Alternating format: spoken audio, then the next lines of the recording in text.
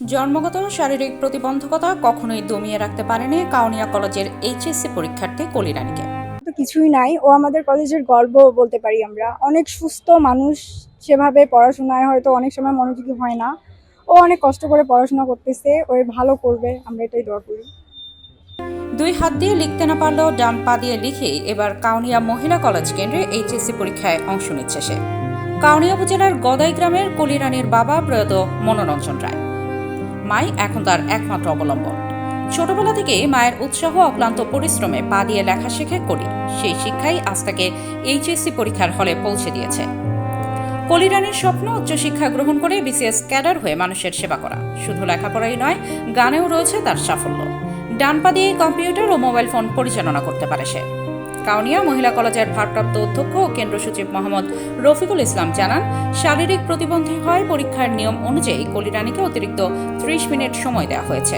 কাউনিয়া উপজেলা নির্বাহী কর্মকর্তা ইউএনও পাপিয়া সুলতানা বলেন, শারীরিক প্রতিবন্ধকতা কলিরানীর অগ্রযাত্রাকে থামিয়ে রাখতে পারেনি। উপজেলা প্রশাসন তার পাশে থাকবে।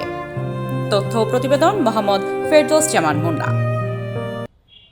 আমার বলার স্বপ্ন হচ্ছে বিসিএস ক্যাডার হওয়ার, মানুষের সেবা করার, জনগণের সেবা করার, এবং আমি নিজেও একজন প্রতিষ্ঠিত হতে চাই। তোমার ফ্যামিলিতে তুমি কিভাবে চলো? তোমার বাবা মা ভাই বোন কি সবাই আছে? জি, আমরা হচ্ছে 6 ভাই বোন। 6 ভাই বোনের মধ্যে কি সবাই কার্যক্রম করতে পারে, কর্ম করে? সবাই ভালো, শুধু আমি প্রতিবন্ধী। তুমি প্রতিবন্ধী, হ্যাঁ। তাই না? এখন আমি তোমার কাছ থেকে জানতে চাবো, তোমার পিছনে আসলে এতটুকু সহযোগিতা করার জন্য কে তোমার পাশে সবচেয়ে বেশি করছে, সহযোগিতা করছে তোমার পিছনে? আমার পথ চলার প্রথমে হচ্ছে আমার মা, আমার পরিবার, জি তারপরে হচ্ছে আমার শিক্ষক, জি আমার গ্রামবাসীরা সবাই আমাকে সহযোগিতা করছে পথ চলার জন্য। সবাই আমাকে অনেক সাহায্য করে। কোচিং, প্রাইভেট, কলেজ, স্কুল সব জায়গায় আমার বান্ধবীরা আমাকে অনেক ভালোবাসে এবং আমাকে অনেক সহযোগিতা করে। স্কুল থেকে কোনো সহযোগিতার আছে কিনা? তুমি তো প্রতিবন্ধী, তোমার সাথে যারা বান্ধবী আছে তারা তো অনেক ভালো, তারা হাত পা সবই ঠিক আছে, কিন্তু এই ক্ষেত্রে স্কুল থেকে শিক্ষক যারা রয়েছে বা সরকারি ভাবে কোনো সহযোগিতার হাত বাড়িয়েছে কিনা?